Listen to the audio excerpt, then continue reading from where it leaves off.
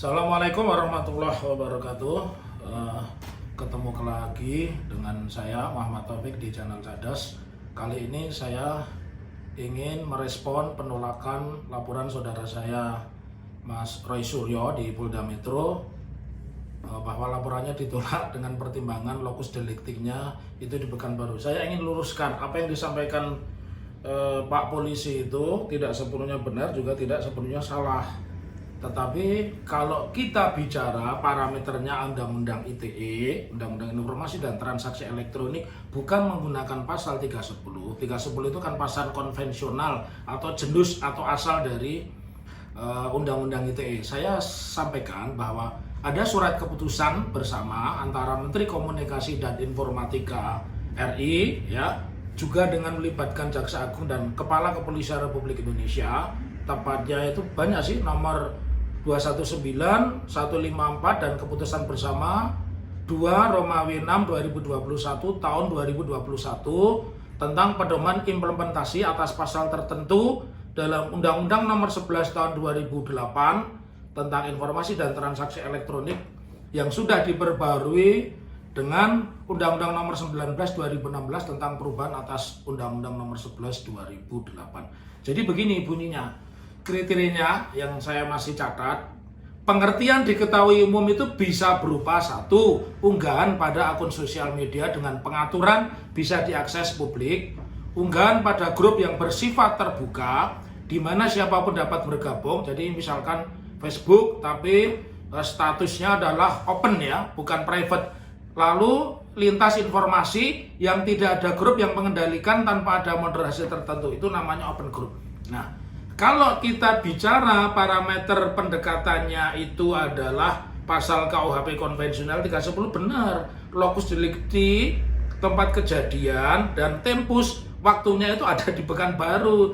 Tetapi saya yakin peristiwa membandingkan suara anjing di 5 rumah dengan adzan itu, saya yakin 99% orang melihatnya dari media sosial atau akun sosial. Oleh karena itu, apa yang dilakukan oleh Mas Roy Suryo itu sudah betul. Jadi mau lapor di Jakarta, mau lapor di Padang, sepanjang dia melihat akun sosial yang menyebutkan kalimat Menteri Agama, maka itu boleh. Dan kalau saya ditanya apakah rumusan itu terpenuhi, jelas ya. Jadi pasal 28 ayat 2, sekarang kita kembali bicara materinya.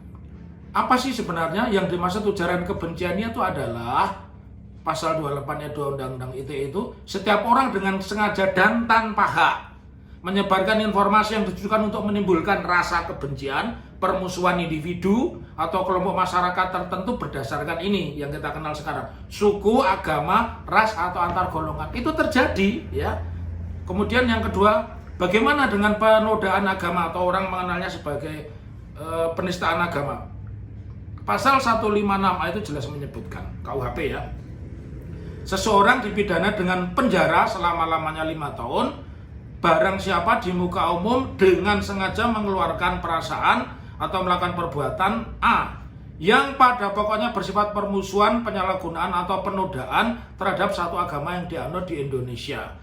2, dengan maksud agar supaya orang tidak menganut agama apapun juga. Nah, kita berarti kan kenanya pasal 156A. 156A ancaman hukumannya 5 tahun. Ini persis kasus Ahok. Pasal 28 ayat 2 Undang-Undang ITE ini bisa kita kenakan sebagaimana yang terjadi pada kasus-kasus yang lain, ya, yang terlalu banyak lah itu. Nah, jadi apa yang dilakukan oleh Mas Roy Suryo dengan membuat pelaporan ke Polda Metro nggak salah, karena itu hanya manajemen penyidikan saja sesuai peraturan Kapolri nomor 16 tahun 2019, boleh itu dilakukan seperti itu. Jadi sekali lagi saya mendorong semua jangan putus asa lah, bikinlah laporan. Kalau mendasarkan pada SE tadi, maka kriteria umumnya itu adalah unggahan akun sosial.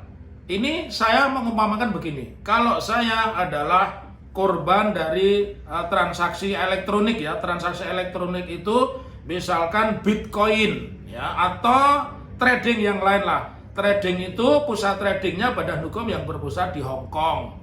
Kemudian orang yang mengajak saya ikut serta, ya, yang membujuk saya ikut serta itu berada di Semarang. Pada saat itu saya ketemu di Semarang. Artinya pada saat peristiwa itu saya dengan orang yang membujuk saya supaya ikut di dalam transaksi itu ada di Semarang.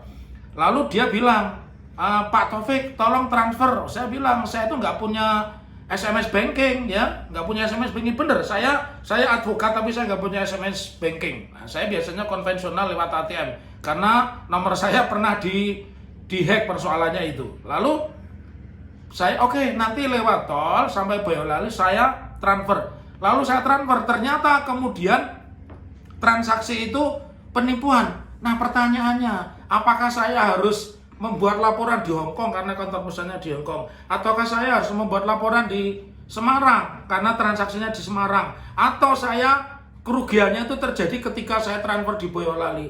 Enggak seperti itu. Kalau itu basisnya online, ya saya karena transaksinya online, saya bisa lapor di Semarang, bisa lapor di Boyolali. Sama dalam kasus pernyataan yang membandingkan suara adzan toa dengan anjing, ya, itu kan semua orang 99% saya meyakini pengetahuan mereka itu dari akun medsos. Karena akun medsos ya boleh lapor dari manapun. Jadi penjelasan ini selain berlaku untuk saudara saya Mas Roy Suryo, juga berlaku bagi kasus-kasus yang ingin melaporkan Warsino Slang dan juga melaporkan Miftah. Karena semua masyarakat taunya itu di akun medsos. Yang tahu pentas itu kan teman-teman mereka semua. Sama seperti kasusnya Menteri Agama yang membandingkan toa azan dengan gonggongan anjing.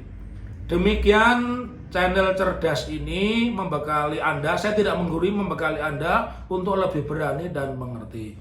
Semoga bermanfaat dan tetap mandiri. Merdeka!